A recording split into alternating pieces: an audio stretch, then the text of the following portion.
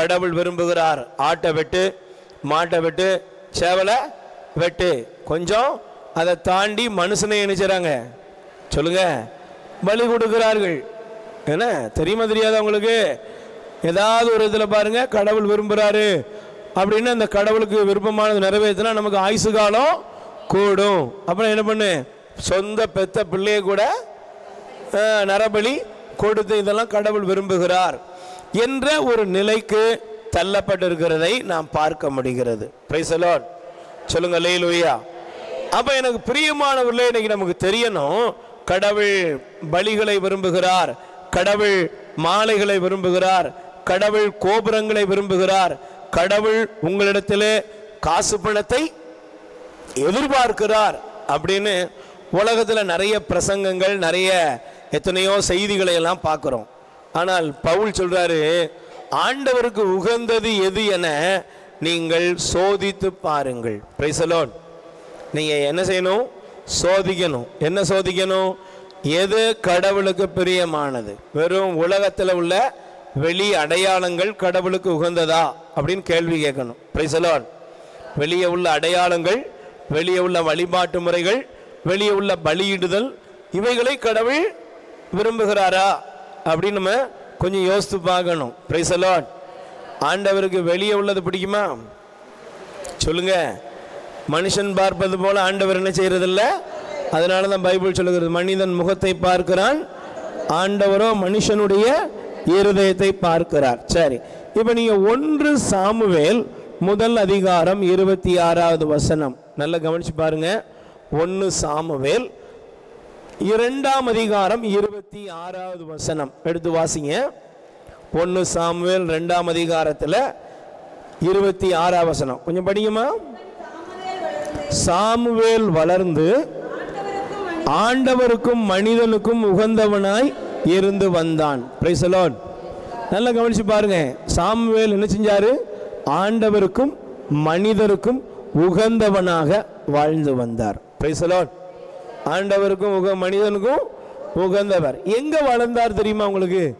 நீங்க நல்லா கவனிச்சு பாருங்க. எங்க வளர்ந்தார்? இவர் தேவனுடைய ஊழியனாகிய ஏலியோட கட்டுப்பாட்டில் இருந்தார். நீங்க முதல்ல வாசித்த வசந்த பாருங்க. பவுல் சொல்றாரு, ஆண்டவருக்கு உகந்தது எது என நீங்க சோதிச்சு பாருங்கப்பா. சோதிச்சு பார்த்துட்டு என்ன செய்யுங்க? ஆராய்ந்து பார்த்துட்டு நீங்க கடவுளுக்கு ஒவ்வாத, இறைவனுக்கு பிரமாணிக்கம் பிடித்தமில்லாத காரியங்களை விட்டு நீங்க என்ன செய்யுங்க? விலகி போயிருங்க. அவைகளோடு உங்களுக்கு என்ன செய்ய வேண்டாம்? உறவு வேண்டாம் என்று கூறுகிறார். இப்ப நீங்க நல்லா கவனிச்சு பாருங்க. சாமுவேல் எங்கே வளர்ந்தார், சாமுவேல் எங்கே வாழ்ந்தார் அப்படின்னா நமக்கு தெளிவா தெரியணும்.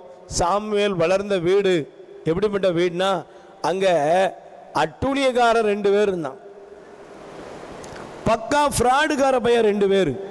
2 பேர் யாரு? சர்ச்சில் தான் இருந்தான். ஏலிங்கிற குருவுக்கு 2 பையங்க இருந்தான். ஒருத்தன் பேர் ஒப்னி, இன்னொருத்தன் பேர் பினகாஸ்.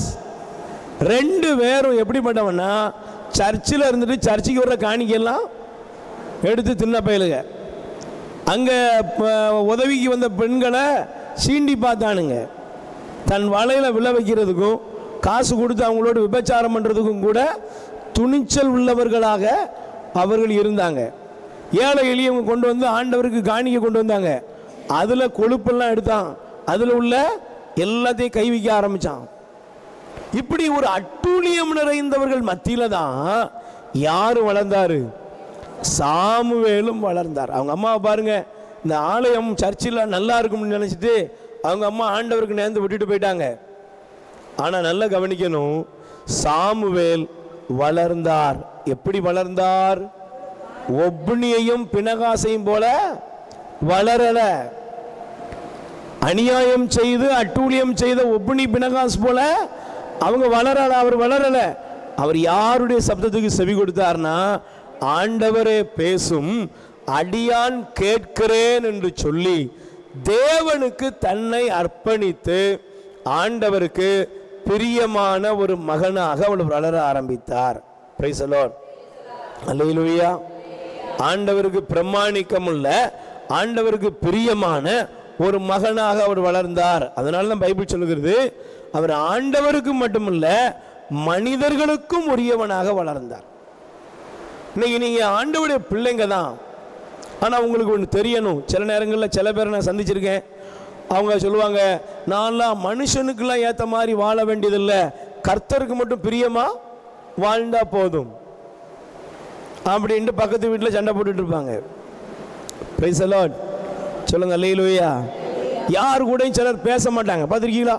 அமைதி புறாக்கள், சிரிக்க மாட்டாங்க, பேச மாட்டாங்க, எப்பவுமே ஏதோ இளவு வீட்டில் இருந்தது போலவே வருவாங்க போவாங்க. ஏன்னா அவங்க உலகத்தை விட்டு என்ன செஞ்சுருக்காங்களாம் சொல்லுங்க, விலகி இருக்கும் அப்படின்னு அவங்களாகவே ஒரு கற்பனை உலகத்தில் இருக்கிறாங்க. இது இந்த ஜப கூட்டத்தில் கொஞ்சம் ஜபத்துக்கு வந்தால் சிலர்லாம் இப்படி என்ன செய்தாங்க, ஒரு கோமா ஸ்டேஜுக்கு போயிருந்தாங்க. நீங்களாம் அப்படி போக மாட்டேங்கன்னு நினைக்கிறேன். சிரிப்பீங்களா? சரி, பிரைஸ் தி லார்ட். அதனால் பரிசுத்தவதி பரிசுத்தவான்னு வெளியே படம் போடாத, ஆண்டவருக்கு பிரமாணிக்கமாறு. வெளியே படம் போடுறதுல நம்ம வேலை இல்லை. நான் ரொம்ப பரிசுத்தவான்னு சொல்லிட்டு நான் யார்ட்டையும் பேச மாட்டேன், நான் ரொம்ப பரிசுத்தவான்னு சொல்லிட்டு நான் யார் வீட்லையும் சாப்பிட மாட்டேன், நான் ரொம்ப பரிசுத்தவான் மோட்சத்துக்கு போக வேண்டிய ஆளுன்ட்டு புருஷன் கூட பேச மாட்டேன். சிலர் புருஷன் கூட பேசாமல் இருக்கா ஜெபத்துக்கு வந்துட்டு. ஏன்னா கர்த்தர் என்ன பிரித்து எடுத்துட்டாரு.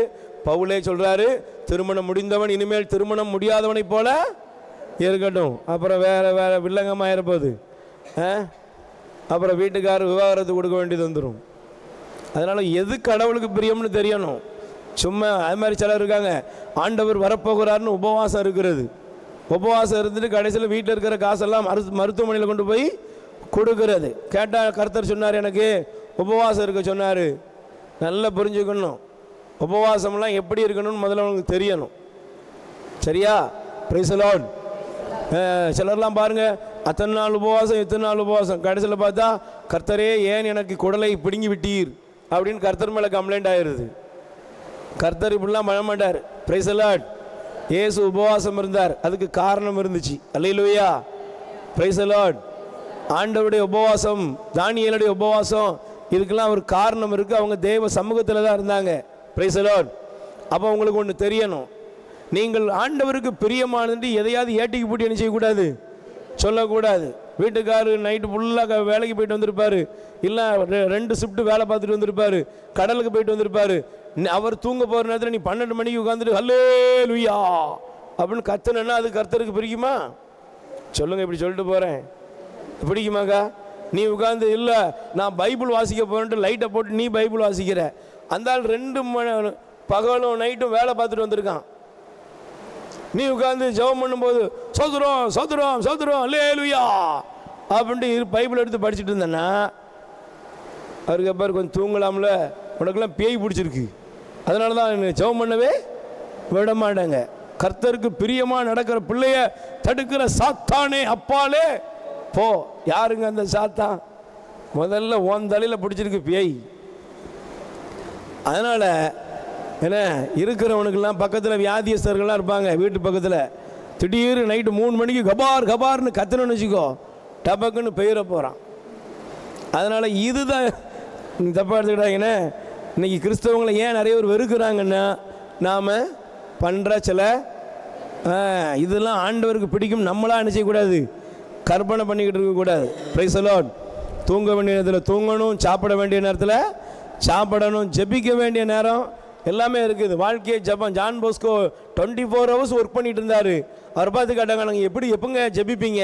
அவர் சொன்னார், என் வாழ்க்கையே ஜபம் தான்யா, என் வாழ்க்கையே ஜபம். நீ வாழ்றது ஜபமாக மாறணும். Price the Lord. வெறும் கத்துறது ஜபம் இல்லை, வெறும் கதறது ஜபம் இல்லை, என் லைஃப் ஜபமாக மாறணும். சரியா? அப்போ சாமுவேல் வளர்ந்த இடம் எது? ஏலிங்கிறவருடைய வீட்டுக்குள்ள 2 அட்டூழியக்காரங்க மத்தியில் அவர் வளர்ந்தார். ஆனால் அவருக்கு தேவன் அவருக்கு சர்டிஃபிகேட் கொடுக்குறாரு, அவர் கடவுளுக்கும் பிரியமானவன், மனுஷனுக்கும் பிரியமானவன். நான் என்னுடைய பரிசுத்தத்தை நான் படம் போட்டு நான் பெருசாலாம் என்ன செய்ய வேண்டியதில்லை, நான் உங்களை பெருசாக வழி நடத்த போகிறேன்ட்டு ஏதோ ஒரு காரியத்தில் கொண்டு போக வேண்டாம். சாதாரணமாக அந்த மனுஷன் நல்லவையா, அந்த அக்கா கூட பழகிறது நல்லது, இந்த சிஸ்டர் கூட பழகிறது நல்லது, இந்த பிரதர் கூட பழகிறது நல்லது. பாருங்கள், இனிமையானவங்க, நல்ல மகிழ்ச்சியாக பேசுவாங்க, நல்ல உதவி செய்வாங்க, நல்ல அன்பா இருப்பாங்க. அது மாதிரி இயேசுவெல்லாம் வன்முறைப்படுத்திலாம் யாருக்கும் கொடுக்க வேண்டிய அவசியமே, கட்டாயப்படுத்திலாம் நினைச்சாதீங்க. இயேசுவை பற்றி சொல்லாதீங்க, அன்பா சொல்லுங்க, கவலைப்படாதீங்க, இயேசு உங்களுக்கு அற்புதம் செய்வார். இயேசுவை நீ ஏற்றுக்கொள்ளாதனால தான் உன் வீட்டில் உன் பையன் செத்து போனான்னு சொல்லக்கூடாது. இயேசுவை நீ கும்பிடாதனால தான் நான் உன் வீட்டில் இந்த பாரு உன் புருஷன் இப்படி ஆயிட்டான் சொல்லக்கூடாது. இப்போ இயேசு மேலே அவங்களுக்கு அன்பு வருமா சொல்லுங்க, வருமா? இது சாதாரணமாக நம்ம கிறிஸ்தவங்கிட்ட கூட இருக்குது. நீங்களாம் சர்ச்சுக்கே வரல, கோயிலுக்கே வர்றதில்ல, அதனால தான் உங்களுக்குலாம் இப்படி ப்ராப்ளம். எங்கள் பைபிள் அப்படி எங்கேயா எழுதியிருக்கா? சும்மா நம்மளாம் ஏதாவது உதார விடக்கூடாது. அப்போ தேவனுக்கு பிரியமானது என்னன்னா, நீங்கள் வெளி அடையாளங்களை காண்பிப்பதோ இல்லைன்னா நீங்களாக நினைத்துக் கொள்ளுகிற ஒரு பக்தி முயற்சியோ அல்ல. Price the Lord. அப்போ ஆண்டவருக்கு பிரியமானது என்ன? ஒரு 4 காரியத்தை வேகமாய் சொல்லி முடிக்கிறேன். நீதிமொழிகள் 12ஆம் அதிகாரம் 22வது வசனம். தயவு செய்து நீதிமொழிகள் 12ஆம் அதிகாரம் எடுத்துக்கோங்க. நீதிமொழி 12ஆம் அதிகாரம் 22வது வசனம் வாசிங்க. பொய்யுரைக்கும் நாவை ஆண்டவர் அருவருக்கிறார், உண்மையாய் நடக்கின்றவர்களை அவர் அரவணைக்கின்றார். கை தட்டுங்க பாப்போம். Price the Lord. தேவனுக்கு ரொம்ப ரொம்ப ரொம்ப பிடித்த காரியம் என்ன? முதலாவது தேவனுக்கு பிரியமானது என்னன்னா உண்மை. Price the Lord. சொல்லுங்க அல்லேலூயா. ஒரு மனுஷன் எப்படி நடக்கணும் சொல்லுங்க, எப்படி நடக்கணும்? தேவன் யாரை விரும்புறாரு? ஆண்டவருக்கு பிரியமானது என்னன்னா நேர்மையாய் நடக்கிற மனிதர்கள், உண்மையா நடக்கணும். சிஸ்டர், நீங்க வாழ்க்கையில உண்மையா நடக்கணும். நம்ம வாழ்க்கையில உண்மையாக நடப்புகிறோமா? உண்மையாக நடக்கிற மனிதன் மேலதான் ஆண்டவர் கருணை கூறுகிறார். Price the Lord. சத்தமா சொல்லுங்க அல்லேலூயா. நல்ல சொல்லுங்க அல்லேலூயா. Price the Lord. இயேசு வாழ்க. சொல்லுங்க மரியே வாழ்க. ஹல்லேலூயா. சொல்லுங்க அல்லேலூயா. Price the Lord. நல்ல கைகளை உயர்த்தி சொல்லுங்க அல்லேலூயா. ஹல்லேலூயா. Price the Lord. சொல்லுங்க அல்லேலூயா. ஹல்லேலூயா. Price the Lord. இப்போ நீங்க நல்லா கவனிச்சு பாருங்க. உண்மையாய் நடக்கிறவன் பட்சத்திலே தேவன் இருக்கிறார். யாருக்கு பக்கத்தில் இருக்கிறார் சொல்லுங்க, யாருக்கு பக்கத்தில்? உண்மையாய் நடக்கிற ஒரு மனுஷனிடத்தில் ஆண்டவர் இருக்கிறாராம். Price the Lord. நீங்க அதனால தான் பாருங்க, மத்தேயு 25ஆம் அதிகாரம் 21 இருந்து 23 வரை உள்ள வசனம் நீங்க குறித்து வைத்துக் கொள்ளுங்கள். மத்தேயு நற்செய்தி 25ஆம் அதிகாரம், மத்தேயு நற்செய்தி 25ஆம் அதிகாரம் 21வது வசனம் படிங்க. 21. அதற்கு அவருடைய தலைவன், நன்று நன்று நம்பிக்கைக்குரிய நல்ல பணியாளனே, சிறிய பொறுப்புகளில் நீ நம்பிக்கைக்குரியவனாயிருந்தீர், எனவே பெரிய பொறுப்புகளில் உம்மை அமர்த்துவேன். Price the Lord. சத்தமா சொல்லுங்க அல்லேலூயா. நீங்க நல்லா கவனிச்சு பாருங்க. ஆண்டவர் சொல்றாரு உண்மையா இருக்கிற மனுஷன், அதாவது நீதியாக நேர்மையாக இருக்கிற ஒரு மனிதனாக நாம் இருக்கணும். யார் ஆண்டவர்? ஆண்டவர் யாரிடத்தில் விருப்பம் கொள்றாரு? ஆண்டவர் ஒரு ஊமை சொன்னாரு. ஒரு தலைவன் இருந்தாரு. அவர் போகும் பொழுது ஒருத்தனுக்கு 5 தாளந்து கொடுத்தாரு, ஒருத்தர் 2 தாளந்து கொடுத்தாரு, ஒருத்தருக்கு 1 தாளந்து கொடுத்தாரு. இப்ப அந்த எஜமானன் திரும்பி ஒரு காலத்திலே திரும்ப வருகிறார். வந்த உடனே தான் கொடுத்ததற்கு கணக்கு கேட்டார். Price the Lord. சொல்லுங்க அல்லேலூயா. தான் கொடுத்ததுக்கு கணக்கு கேட்டார். அப்ப 5 கொடுத்தவன் 10 கொடுத்தான், 2 கொடுத்தவன் 4 கொடுத்தான், 1 கொடுத்தவன் திரும்பி வந்தான். இப்ப தலைவர் சொல்றாரு 5 கொடுத்தவனை பார்த்து, நன்று நன்று நல்ல பணியாளனே, நீ சின்ன காரியத்தில் எப்படி இருந்த? உண்மையாக இருந்த, நீ நேர்மையா இருந்த, நீதியா இருந்த, நம்பிக்கைக்குரியவனாக இருக்கிற, அதனால உன்னை பெரிய காரியங்களுக்கு நான் உன்னை அதிபதியாக மாற்றுவேன். யோசித்து பாருங்க. நமக்கு கொடுக்கப்பட்ட ஊழியத்திலே, நமக்கு கொடுக்கப்பட்ட குடும்பங்களிலே, நமக்கு கொடுக்கப்பட்ட சக உறவுகளின் மத்தியிலே நாம் நம்பிக்கைக்குரியவர்களாக இருக்கிறோமா? Price the Lord. கைகளை உயர்த்தி சொல்லுங்க அல்லேலூயா. நல்ல கைகளை உயர்த்தி சொல்லுங்க அல்லேலூயா. ஆண்டவர் நமக்கு கொடுக்கப்பட்ட இந்த ஊழியத்தில் நமக்கு கொடுக்கப்பட்ட ஜெப வாழ்க்கையில, நமக்கு கொடுக்கப்பட்ட ஃபேமிலி, நம்ம குடும்பத்தில் நாம உண்மை உள்ளவர்களாக இருக்கிறோமான்னு கேட்டு பாருங்க. எனக்கு பிரியமானவர்களே, நீங்க இந்த கேள்வியை தயவு செய்து கேட்கணும். ஏன் ஆண்டவர் இந்த கேள்வியை நமக்கு கேட்க சொல்றாரு அப்படின்னா, பல நேரங்களில் நாம உண்மையோடு ஒத்துப்போவதே, சொல்லுங்க, உண்மையோடு ஒத்துப்போவது இல்லை. ஆண்டவர் கொடுத்த பொறுப்புல, ஆண்டவர் கொடுத்த வாய்ப்பை கூட நாம் எத்தனையோ நேரங்களில் என்ன செய்கிறோம்? உதறி தள்ளிவிடுகிறோம், சோம்பேறிகளா இருக்கிறோம். எப்படி ஒரு தாளந்த ஒருத்தன் புதைச்சு வச்சானோ, அதே போல தேவன் கொடுத்த அநேக நன்மைகளை அநேக காரியங்களிலே நாம் என்ன செய்கிறோம்? புதைச்சு வச்சிருக்கிறோம், புதைச்சு வச்சிருக்கிறோம். இன்னைக்கு உங்களை என்னையும் பார்த்து ஆண்டவர் சொல்ல முடியுமா? நல்ல பணியாளனே, நம்பிக்கைக்குரிய நல்ல பணியாளனே சொல்ல முடியுமா? நன்று நன்று நல்ல பணியாளனே ஆண்டவர் சொன்னார். இன்னைக்கு என்னை பார்த்து உங்களை பார்த்து ஆண்டவர் சொல்ல முடியுமான்னு கேட்டுப்பாரு. Price the Lord. சொல்லுங்க அல்லேலூயா. எனக்கு பிரியமானவர்களே, உண்மை. தானியேலுடைய புத்தகத்தை நம்ம வாசிக்கிறோம், நமக்கு தெரியும். தானியேலுடைய வாழ்க்கையில் தானியேலுக்கு ஒரு நாள் ஒரு பெரிய பிரச்சனை வந்தது. தானியேல் ஜெபிக்கக்கூடிய மனுஷன். அல்லேலூயா.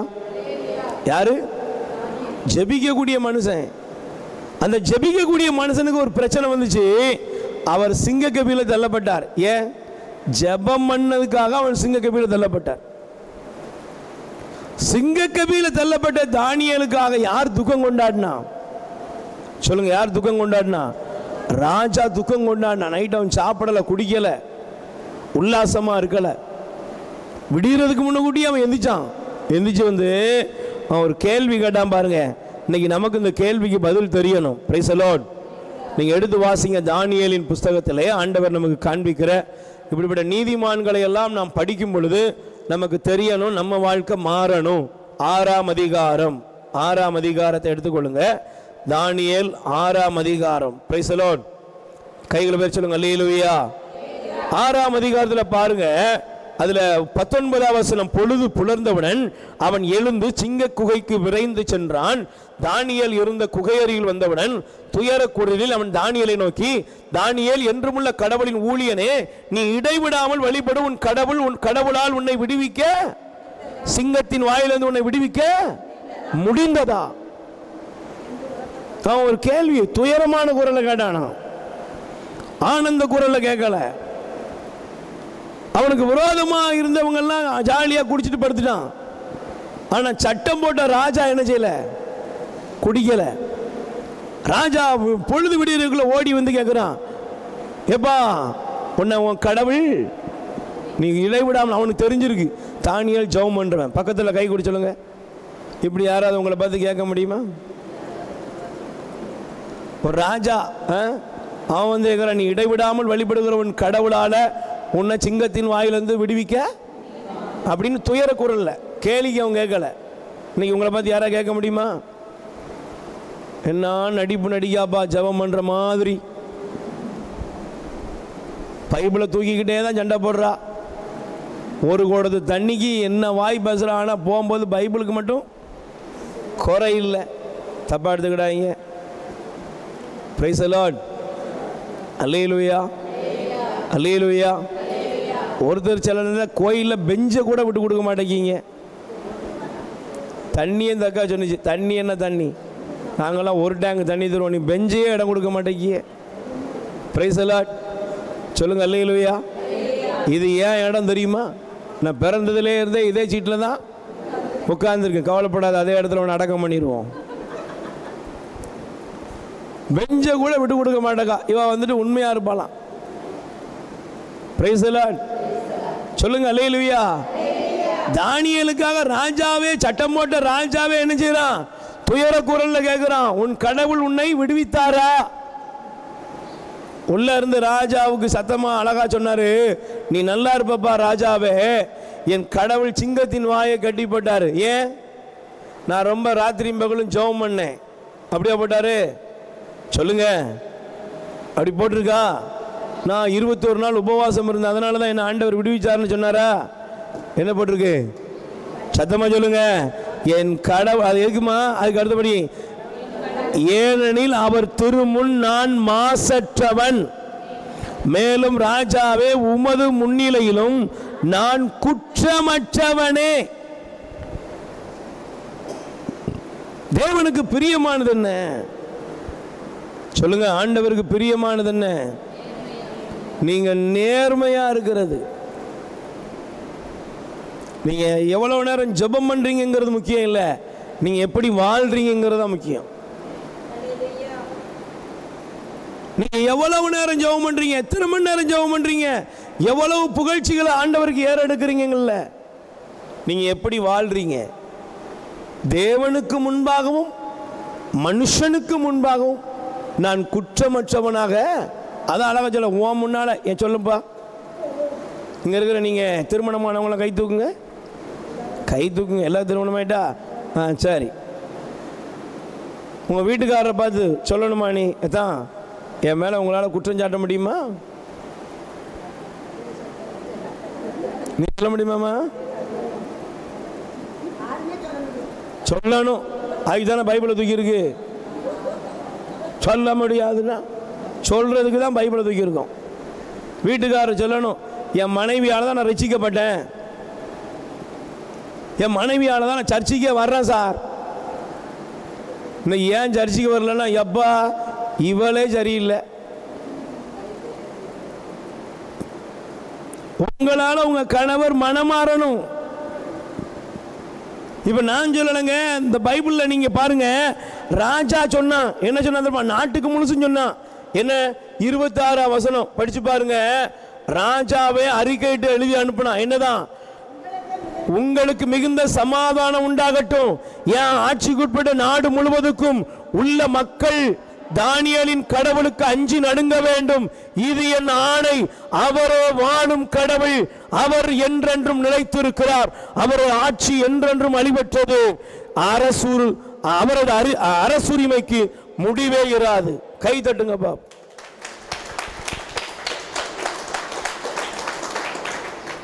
ராஜா என்ன எழுதி அனுப்புனா சொல்லுங்க.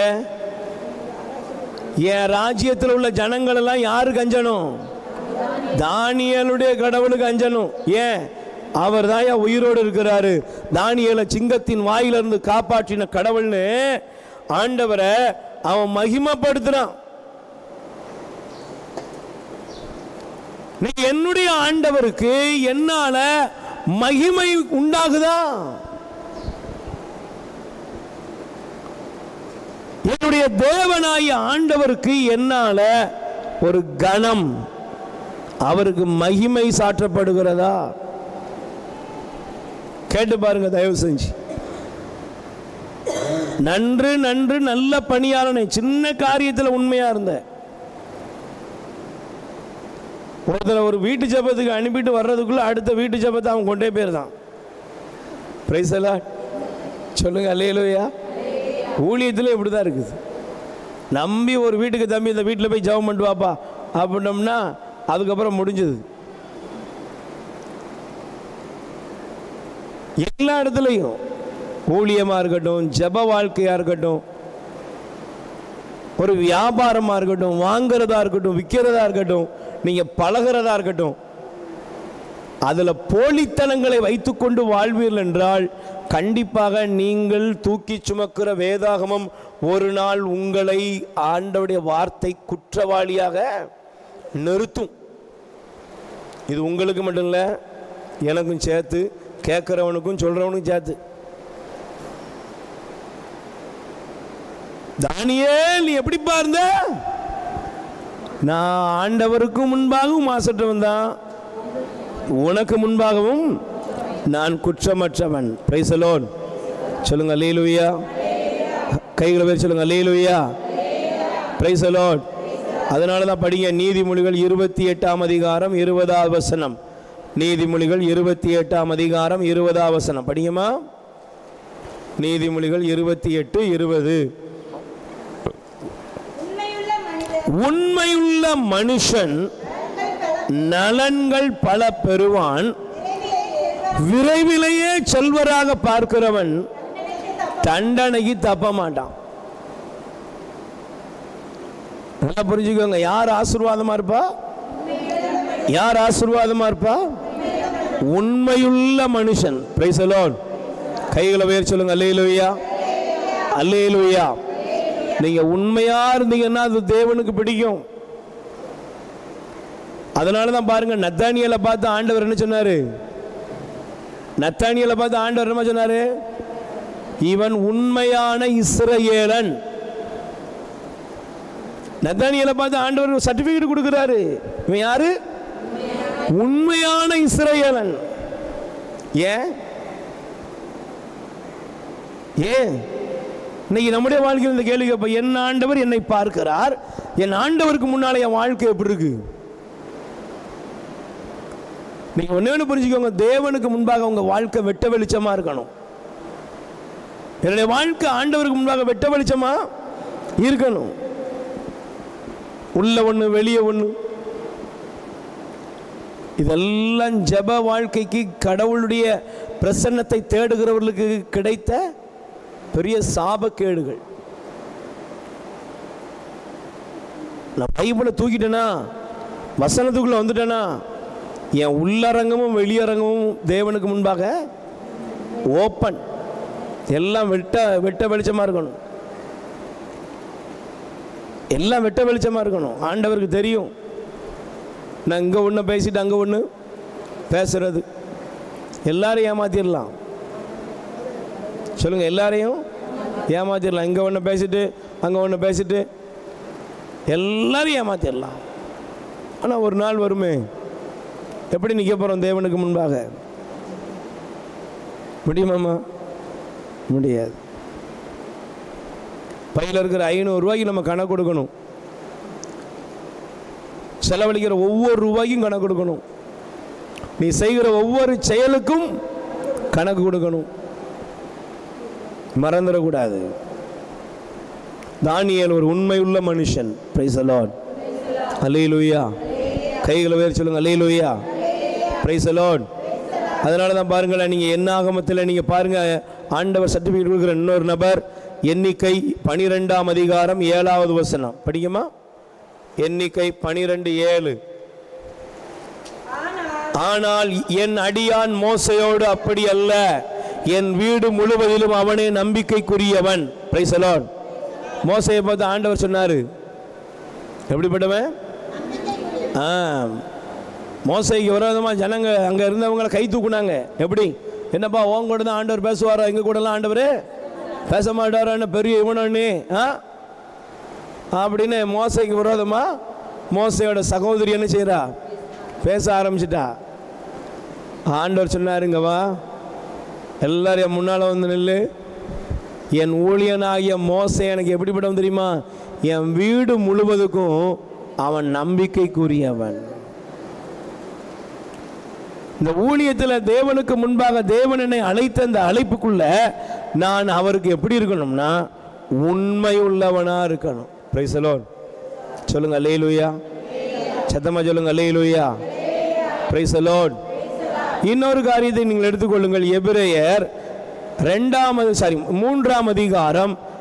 எபிரேயர் 3ஆம் அதிகாரம் எடுத்துக்கொள்ளுங்கம்மா. எபிரேயர் 3ஆம் அதிகாரம் 2 முதல் 6 வரை உள்ள வசனத்தை படிச்சு பாருங்க.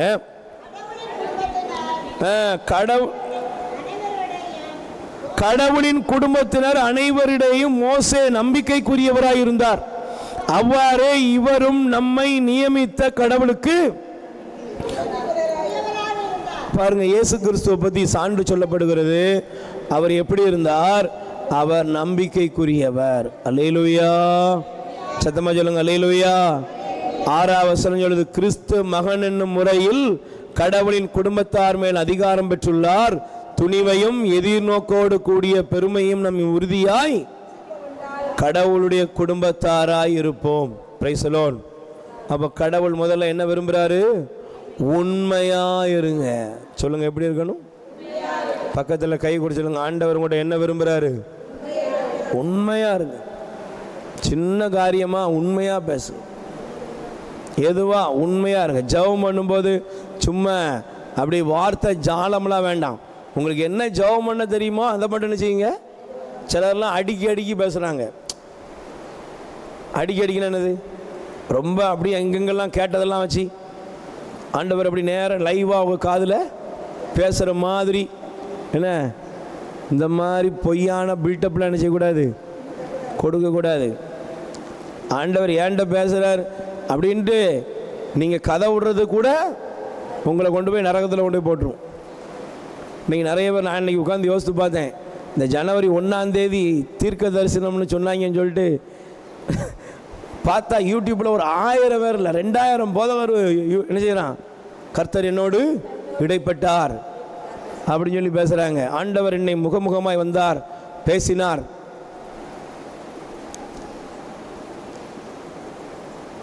எனக்கு ஆச்சரியமாக இருக்குது. என்ன ஆச்சரியம் தெரியுமா? என்ன தைரியம் சொல்லுங்க, பக்கத்தில் கேட்டு, என்ன என்ன தைரியம், எப்படி சொல்கிறீங்க? நான் பேசாத உடனே ஜேம்ஸ் பிரதர் பேசுகிறான்னு தங்கச்சி சொன்னால் எனக்கு எப்படி இருக்கும்? சவுட்டில் 4 இலக்கணும் போல இருக்கும். அப்படி தானே? சொல்லுங்க ஏம்மா, நீ பேசாத ராணியக்கா சொன்னால் எப்படி இருக்குமா? உனக்கு கூப்பிட்டு முடியை பிடிச்சி ஆஞ்சிட மாட்டேன். நான் எங்கடி சொன்னேன் கேட்போம்ல. இவளுக்கு ஒரு மாதிரி சொல்கிறாரு, இவளுக்கு ஒரு மாதிரி சொல்கிறாரு, இவளுக்கு ஒரு மாதிரி சொல்கிறாரு. கேளுங்க, இந்த கிழவிக்கு ஒரு மாதிரி சொல்கிறாரு. இந்த ஆண்டவருக்கு என்ன ஒரு இங்கீதம் கிடையாதா? நீங்கள் யோசித்து பாருங்க, ஆண்டவரை நீங்கள் எவ்வளவு கேவலப்படுத்திக்கிட்டு இருக்கீங்க. அவர் சொன்னா, பைபிள் சொல்லுது, அவர் ஆம் என்றால் ஆமேன். அவர் சொன்னால் சொன்னது ஆகும், கட்டளையிட்டது. அப்போ இங்கே பால்தனரனுக்கு ஒன்று சொல்கிறாரு, மோகன் ராசஸுக்கு ஒன்று சொல்கிறாரு, வின்சென்ட் செல்வகுமாருக்கு ஒன்று சொல்கிறாரு, ஆசுரான் டிவி அவர் பேர் என்னது, ஆலன் பாலா, அந்த ஆளுக்கு ஒரு மாதிரி சொல்கிறாரு. எல்லாருக்கும் ஒரு, ஏய் இத்தனை கர்த்தராடா இருக்காரு, இத்தனை ஆண்டவரா இருக்காரு. இந்த கிறிஸ்தவத்தில் உண்மை இல்லையா? சொல்லுங்க, உண்மை இருக்கா? அமெரிக்காவுக்கு ஆன்லைன் பால்ட்ட ஒரு மாதிரியும், பால்தனகரன்ட்ட ஒரு மாதிரியும், மோன்ஸ்லாசஸ்ட்ட ஒரு மாதிரியுமா சொல்லுவார். ராணியை கூப்பிட்டு ராணி அப்படின்ட்டு ஒன்று, சோசப்பின்னு உனக்கு ஒன்று மாதிரி. கேலி கூத்தா யார் ஆக்கிட்டு இருக்கோம்? ஆண்டவருடைய திருப்பெயரை நம்ம கேலி கூத்துக்கு கொண்டு வரோம். அவன் வைத்த நிரப்புறதுக்கு, காணிக்கையை நிரப்புறதுக்கு ஜனங்களை வஞ்சிக்கிற ஆவிகள். உண்மையா இருங்க. என்னை பற்றி யாரும் பெருமை பாராட்ட வேண்டியதில்லை பிரதர். வசனம் பேசுகிறத சொல்லுவேண்ணா, அவ்வளோதான். நான் உனக்கு உடனே டெலகிராம் அடித்து, இருங்க ஆண்டவரே, இந்த ராணி வந்திருக்கா, அவளுக்கு என்ன சொல்லலாம், இந்த வேலைலாம் வேண்டாம். இப்படி யாராவது உங்களை ஏமாத்தினாங்கன்னா நீங்கள் அவங்ககிட்ட போய் நின்னீங்கன்னா வசனத்தோடு பேசுங்க. அல்லேலூயா. யாராவது கதை விடுறாங்களா, அவங்களெல்லாம் சட்டையை பிடிச்சி நிப்பாட்டுங்க. பிரைஸ் தி லார்ட் சொல்லுங்க. அல்லேலூயா. ஆண்டவர் சொல்லாததை சொன்னேன் என்று சொல்லுகிறவன் சபிக்கப்பட்டவன், அவன் குடும்பமே விளங்காது. அது பெரிய சாபக்கேடு. அந்த குடும்பங்கள் அழிஞ்சே போயிரும். ஒன்று முதல்ல என்ன, ஆண்டவருக்கு நான் எப்படி இருக்கணும், அவர் என்னை உண்மையுள்ளவனாக நம்பிக்கைக்குரியவனாக பார்க்கணும். பிரைஸ் தி லார்ட் சொல்லுங்க. அல்லேலூயா.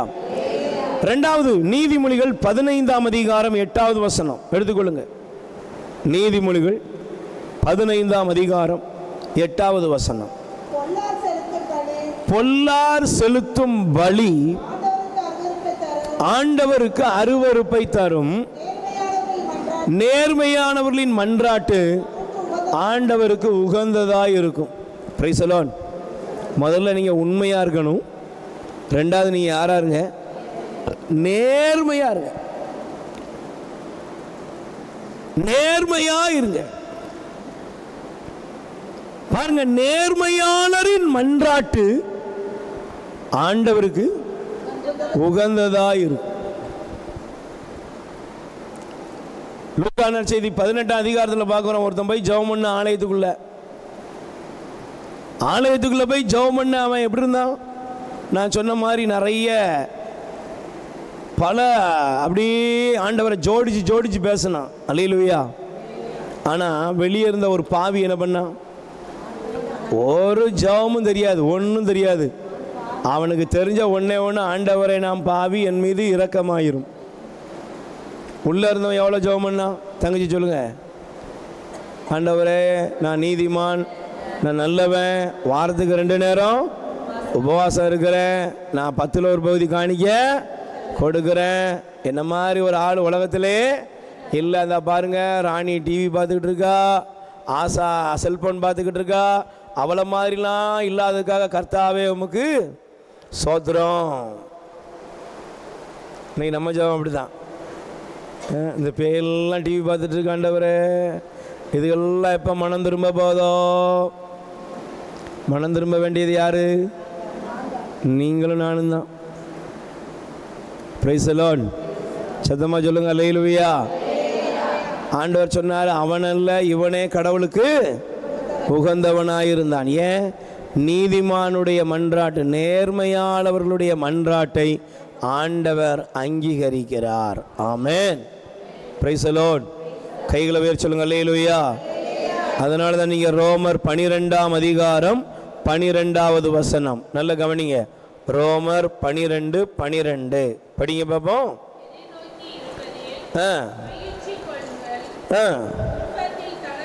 துன்பத்தில் தளரா இருங்கள், இறைவேண்டலில் நிலைத்திருங்கள். Praise the Lord. சொல்லுங்க அல்லேலூயா. அதனால தான் அதில் 9வது வசனத்தை படிச்சிருங்க. உங்கள் அன்பு கள்ளமற்றதாயிருப்பதாக, தீமையை வெறுத்து நன்மையை பற்றி கொள்ளுங்கள். கள்ள இருக்கக்கூடாது, உள்ள என்ன இருக்கக்கூடாது? கள்ளத்தனம் இருக்கக்கூடாது. வேதத்தை நீங்க எடுத்து வாசிங்கன்னா இயேசு கிறிஸ்துவை நிறைய பேர் தேடி வந்தாங்க. தேடி வந்தாங்களா? அநேகர் தேடி வந்தாங்க. எதுக்கு? இயேசுவை பார்த்து நல்ல போதகரே நாங்கள், இயேசுவை பார்த்து நீர் தான் மெஸ்ஸியாவாக இருப்பீர்னவங்க இருக்காங்க. ஆண்டவரை பார்த்து என்னெல்லாமோ ஜாடையா வர்ணனையா பேசுனாங்க. ஆனால் அதில் பைபிளில் ஒன்று அழகாக இருக்கு. என்ன தெரியுமா? இயேசுவை எப்படியாவது சிக்க வைக்கலாமா என்று வகை தேடினர். ஒரு காசை கொடுத்து கேட்டான் செசாருக்கு. சாரி, இயேசு தான் கேட்குறாரு. அவன் போய் கேட்குறான், சீசருக்கு வரி செலுத்துவது முறையா? ஆண்டவர் கேட்டாருங்க, வா கையில் கொடு, இது யாருக்குள்ளது? சீசருக்குரியதை சீசருக்கும், கடவுளுக்குரியதை கடவுளுக்கும் கொடுங்க. ஒருத்தன் வந்தான், ஒரு பெண் இருந்தா, அவளுக்கு ஒரு கணவன் இருந்தார், அவன் செத்து போனான். அதுக்கப்புறம் அவனுடைய சகோதரர்களை 7 பேரை திருமணம் முடிச்சா, 7 பேரும் செத்து போனான், அந்த பெண்ணும் செத்து போனான். அவன் கேட்குற கேள்வி, மேலே போனதுக்கப்புறம் அவள் யாருக்கு மனைவியா இருப்பா? ஏன்? எப்படியாவது இந்த ஆளை சிக்க வைக்கணும். ஒரு பாவியான பெண்ணை கொண்டு வந்து இயேசு முன்னால் தள்ளிட்டு, இயேசுவே போதகரே நீர் என்ன சொல்லுகிறீர்? மோசே சொல்றாரு கல்லறிந்து கொல்லணும், நீர் என்ன சொல்றீர்? ஏன்? ஏதாவது மாற்றி பேசினா இந்த ஆளை பிடிச்சி கல்லை எரிஞ்சு கொன்ற வேண்டியதுதான். நீ இப்படியெல்லாம் பக்கத்தில் வாழ்கிறவங்களோடு, சொந்த குடும்பத்தில் உள்ளவங்களோடு நாம் உள்ளொன்றும் புறமொன்றும் வைத்து பேசி வாழ்ந்தோம் என்றால் கடவுள் நிச்சயமாகவே அந்த இடத்தை அருவருக்கிறார். Price the Lord. அப்போ குற்றமற்ற நேர்மையான ஒரு ஜனத்தை ஆண்டவர் விரும்புகிறார். அல்லேலூயா. அதனால தான் நீங்கள் கொலோசையர் 4ஆம் அதிகாரம் 2வது வசனம், கொலோசையர் 4:2 வாசிங்க பார்ப்போம்.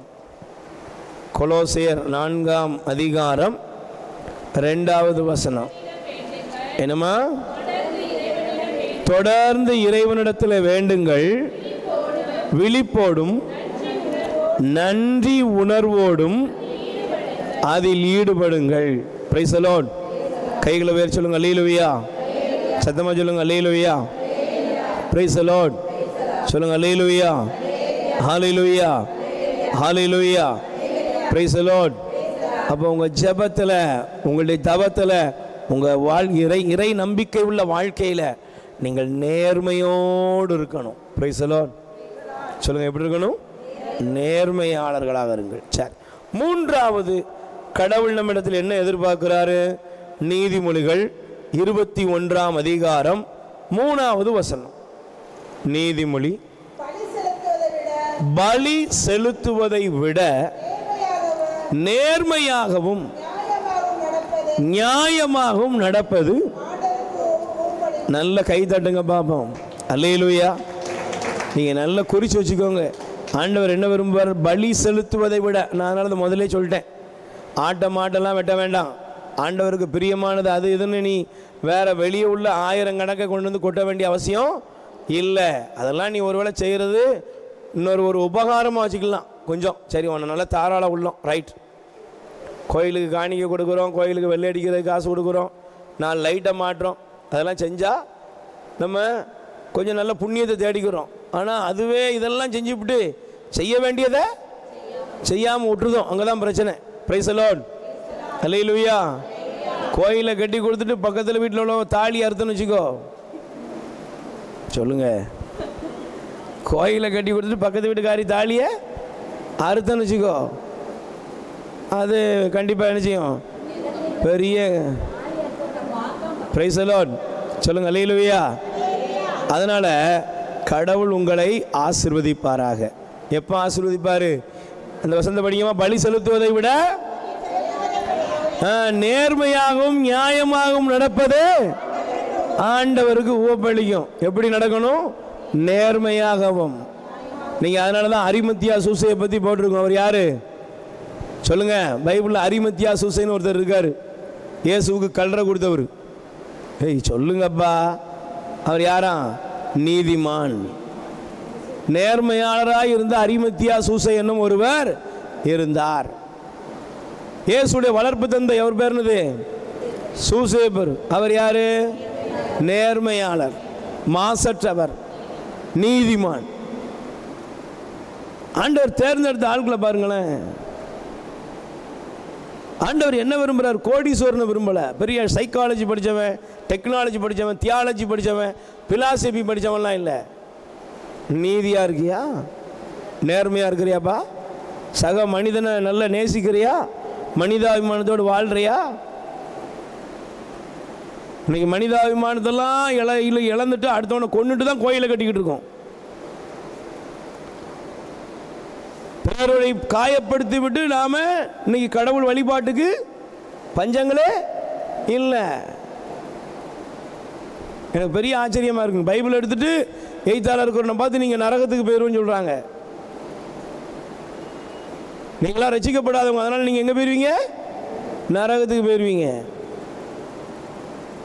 எங்கேயாவது மனிதாபிமானம் இருக்கா? எங்கேயாவது கடவுள் அங்கே உங்களுக்குள்ள இருக்காரான்னு கேட்டு பாருங்க. யாரையுமே சபிக்காதீங்க, யாரையும் குற்றம் சாட்டாதீங்க, யாரையுமே நீங்கள் தீர்ப்பிடாதீங்க. ஏன்னா அதுக்கு உங்களுக்கு அருகதையே, எனக்கும் அருகதை கிடையாது. நான் வாழ்கிற வாழ்க்கை நேர்மையாக நீதியாக பக்கத்தில் உள்ளவங்களோடு நல்ல சமாதானமாக வாழும் பொழுது கடவுள் அதை ஏற்றுக்கொள்கிறார். அதான் நீதிமொழி 11:1 படிங்க பார்ப்போம். கள்ள துலாக்கோள் ஆண்டவருக்கு முத்திரையிடப்பட்ட படிக்கல்ல. அப்படின்னா என்ன? நீங்க கள்ளத்தராசு. இந்த கள்ளத்தராசுங்கிறது வெறும் கடையில் உள்ளது மட்டும் இல்லை. நீங்கள் எந்த உங்கள் ஃபேமிலிக்குள்ளே, உங்கள் வீட்டுக்குள்ளே கூட நீங்கள் வரவு செலவில் என்ன செய்யக்கூடாது? பொய்ய கொண்டு வர கூடாது, புரட்டை கொண்டு வரக்கூடாது. இயேசு கிறிஸ்துவுக்கு நறுமண தைலத்தை கொண்டு வந்து ஒரு பெண் ஊத்துறா. சொல்லுங்க, ஊத்துனாலா? உடனே உள்ளே இருந்த ஒருத்தன் சொன்னான், இதை மட்டும் விற்றா 300 இவ்வளவு காசு கிடைக்கும், இதை வச்சு ஏழைகளுக்கு சோறு போடலாம். ஆண்டவர் சொன்னார், இவன் யார் தெரியுமில்ல? திருட்டு பைய. இவன் வந்து ஏழைகள் மேலே உள்ள அக்கறையில் பேசலை. இவன் இருதயம் ஃபுல்லாக என்னது? அந்த காசு நம்ம கையில் கிடச்சுன்னா அதில் எவ்வளவு சொரண்டலாம். பாருங்களேன், இன்னைக்கு இப்படிப்பட்ட ஒரு பரிதாப நிலைமைகள். Price the Lord.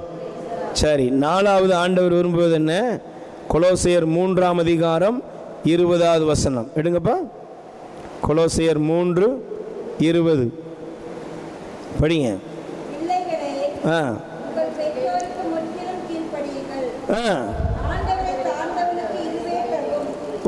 நல்ல கவனிங்க.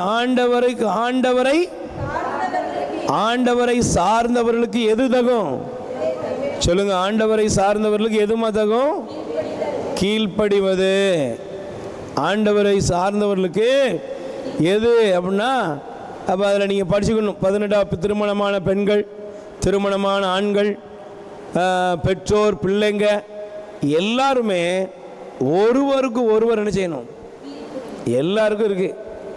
அன்பு செய்யணும், கீழ்ப்படியணும். அதான் பயபக்தியாய் வாழ்கிற வாழ்க்கை. பிரைஸ் தி லார்ட் சொல்லுங்க. அல்லேலூயா. கைகளை உயர்த்தி சொல்லுங்க. அல்லேலூயா. அதனால தான் எபேசியர் 6ஆம் அதிகாரம் 1-6 இதெல்லாம் செஞ்சால் தான் நம்ம கடவுளுக்கு விருப்பமானவர்களாக வாழ முடியும். Price the Lord. அதனால தான் 1 சாமுவேல் 15:22 சொல்கிறது, பலிகளை பார்க்கிலும் கீழ்ப்படிதலே ஆண்டவருக்கு மேலானது, உகந்தது. அதனால் இன்றைக்கி ஒரு நல்ல முடிவெடுப்போம். கடவுள் என்னிடத்தில் என்ன விரும்புகிறார்? ஆண்டவர் என்ன விரும்புகிறாரு? பலியா? இல்லை, எனக்கு பெரிய 10 கோடிக்கு 20 கோடி 100 கோடிக்கு கோயிலை கெட்டு. ஆண்டவர் அதெல்லாம் விரும்பலை. ஆண்டவர் அப்படிலாம் பெரிய ஆடம்பரங்களை என்ன செய்யலை, விரும்பலை. என் பேருக்கு ஒரு திருவிழா கொண்டாடணும் மாதா என்று சொன்னாங்க அப்படின்னு யாராவது சொன்னாங்கன்னா அங்கே கண்டிப்பாக மாதா இல்லை. Price the Lord. சத்தமாக சொல்லுங்க. அல்லேலூயா. மாதாவும் புனிதர்களும் வாழ்ந்த வாழ்க்கை என்னது சொல்லுங்க. என்னது? ஆண்டவருக்கு உகந்தது எதுன்னு ஆராய்ந்து பார்த்தாங்க. முதல் காரியம் என்னது? உண்மை. 2வது நேர்மை. 3வது சொல்லுங்க. 3வது வேற நியாயமாக, நீதி நியாயத்தோடு வாழ்வது. 4வது நீ வாழ்கிற வாழ்க்கையில் கீழ்ப்படி, பொறுத்து போ, கீழ்ப்படி. இதெல்லாம் இல்லாமல் நாம் கண்டிப்பாக கடவுளுக்கு உகந்ததை செய்ய, அது ஆண்டவருக்கு உகந்ததாக இருக்கவும் முடியாது. ஒரு நிமிடம் முழங்கால் படியிடுவோம். கண்களை மூடுங்க.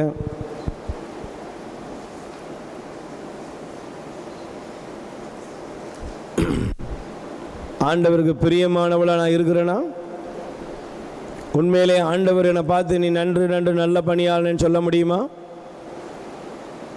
என் வாழ்க்கை செம்மையான வாழ்க்கையாக இருக்குதா? நீதியான வாழ்க்கை இருக்குதா? எத்தனை புரணி, உள்ள ஒன்று வெளியே ஒன்று, எத்தனை அட்டூழியங்களை மனசில் வைத்து கொண்டு, காய் மகாரங்களை வளர்த்து கொண்டு, நான் கர்த்தருக்கு ஆண்டவருக்குன்னு சொல்லி எதையாவது ஒன்றை செஞ்சுக்கிட்டு நானாக ஜெபம் பண்ணிக்கிட்டு நானாக உபவாசம் இருந்துட்டு இதெல்லாம் கர்த்தர் அங்கீகரிப்பாராக அல்லேலூயானா, ஆண்டவர் கேட்பாரு, உனக்கு யார் சொல்லி தந்தா இப்படிப்பட்ட பாடம்லாம்? பக்கத்தில் இருக்கிறவங்களை நேசிக்க முடியல, வீட்டில் இருக்கிறவங்களை நேசிக்க முடியலை, சொந்த குடும்பத்தை நேசிக்க முடியலை, சொந்த மாமனுக்கும் மாமிக்கும் சோறு கொடுக்க முடியலை, சொந்த உறவுகளை நல்ல 4 பேர்ட்ட சொல்ல முடியலை. நம்மெல்லாம் என்னங்க ஜெபம் பண்ணுறோம்?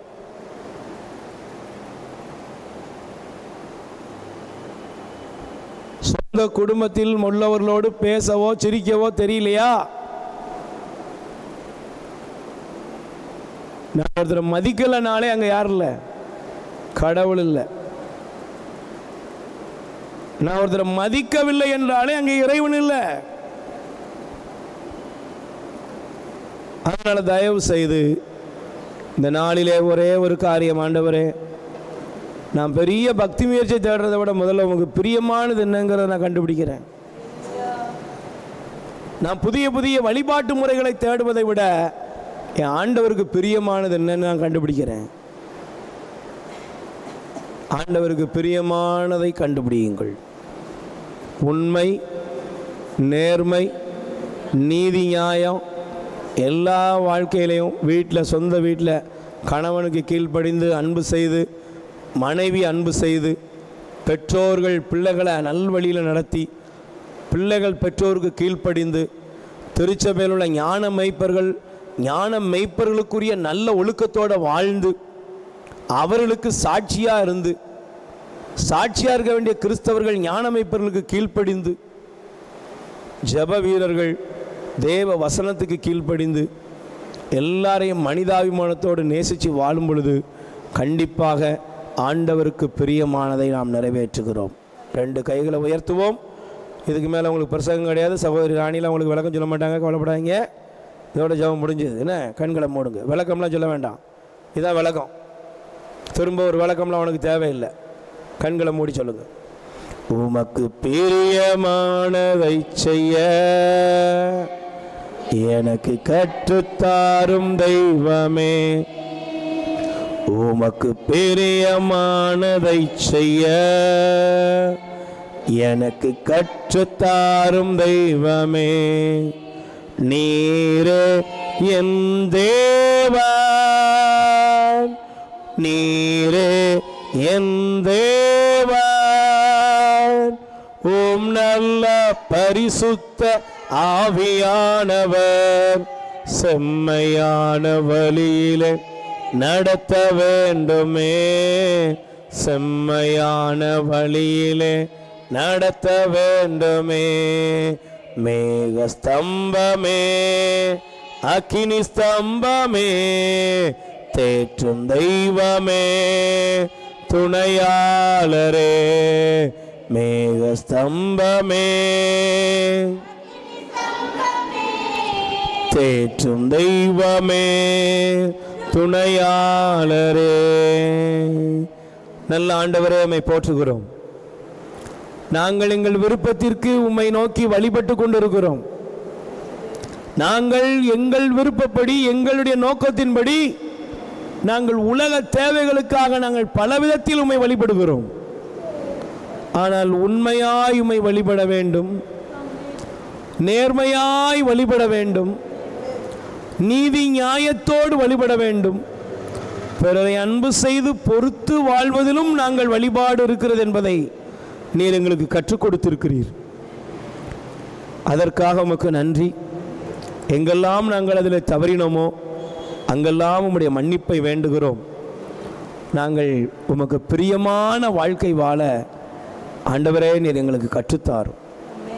அந்த பிரியமான வாழ்க்கை நாங்கள் எல்லாருக்கும் முன்பாகவும் உமக்கு முன்பாகவும் நேர்மையை கடைபிடித்து, உண்மையை கடைபிடித்து, நீதி நியாயத்துக்கு கீழ்ப்படிந்து, ஆண்டவரே எங்கள் வீட்டில் உள்ள எல்லாரையும் அன்பு செய்து நாங்கள் எல்லாருக்கும் சகித்து பொறுத்து வாழும் பொழுது உம் நாம மகிமையடைகிறது. அதுவே உமக்கு உகந்தது என்பதை உணர்ந்து வாழ அருள் புரியும். இதோ ஜனங்களுடைய வியாதிகள் பலவீனங்களை நீக்கி ஆசீர்வதியும். இயேசுவின் நாமத்தில் பிதாவே. அருள்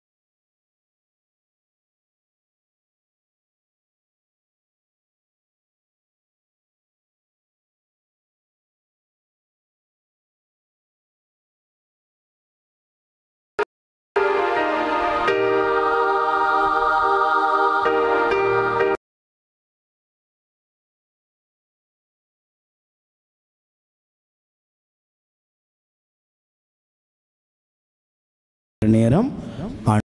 Praise the Lord. Praise the Lord. Hallelujah. Praise the Lord. பிரியமானவர்களே, ஆண்டவர் நமக்கு செய்த நன்மைகளை சாட்சிப்படுத்துகிற நேரம். ஆண்டவர் ஏராளமான நன்மைகள் நமக்கு செய்து கொண்டே இருக்கிறார். Praise the Lord. அன்னை மரியாவின் பரிந்துரையில் நீங்கள் பெற்றுக்கொண்ட நன்மைகளை சாட்சிப்படுத்துகிற நேரம். இரக்கத்தின் ஊற்று கத்தோலிக்க தியான இல்லத்தில் நீங்கள் வந்தீங்க, என்ன ஜெபம் பண்ணீங்க, அதை மட்டும் நீங்கள் சாட்சிப்படுத்தினா போதும். Praise the Lord. அல்லேலூயா. சாட்சி சொல்ல விரும்புகிறவர்கள் சீக்கிரம் வாங்க. சாட்சிகள் வாசிக்கப்படும் பொழுதே சாட்சிப்படுத்துங்கள். ஆண்டவர் உங்களை ஆசீர்வதிப்பார்.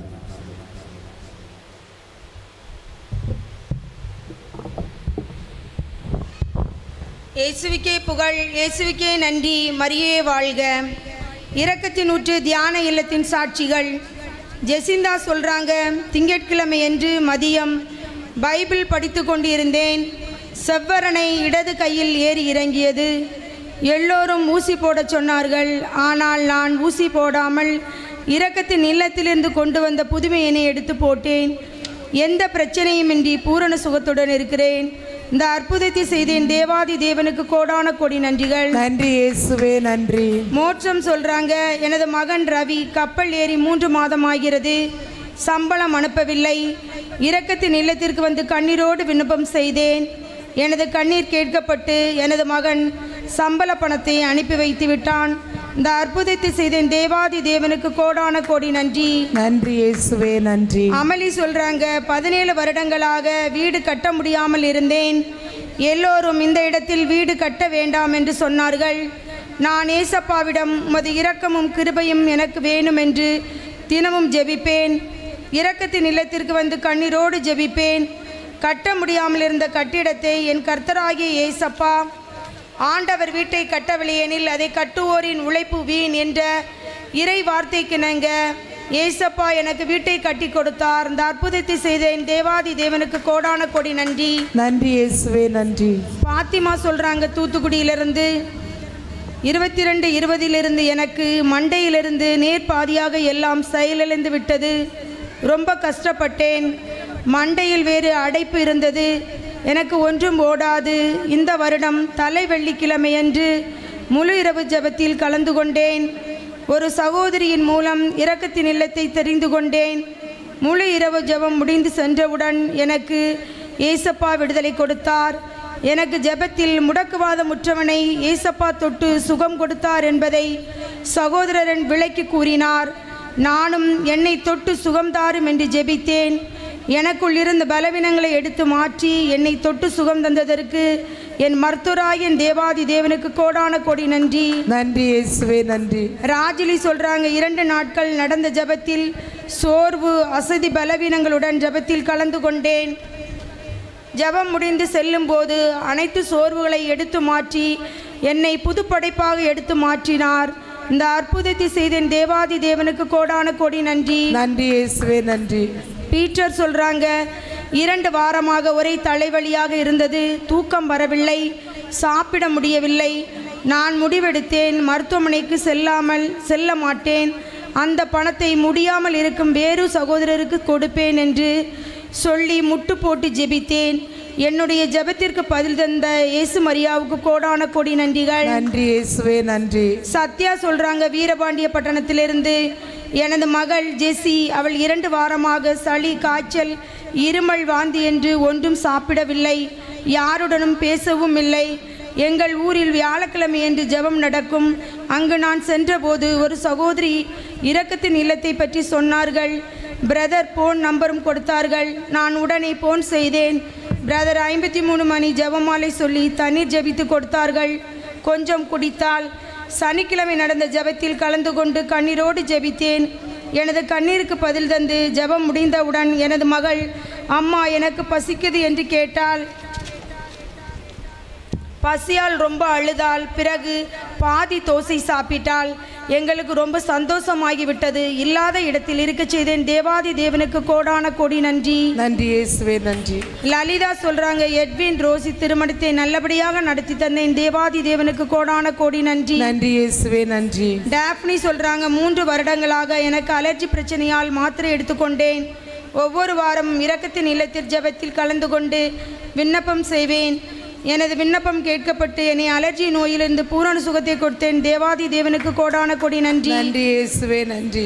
ராஜு சொல்றாங்க, என்னை ஏசப்பா விபத்தின் பாதையிலிருந்து காப்பாற்றி தந்ததற்கு தேவாதி தேவனுக்கு கோடான கோடி நன்றி. நன்றி இயேசுவே, நன்றி. இயேசுவுக்கே புகழ், இயேசுவுக்கே நன்றி. மரியே வாழ்க.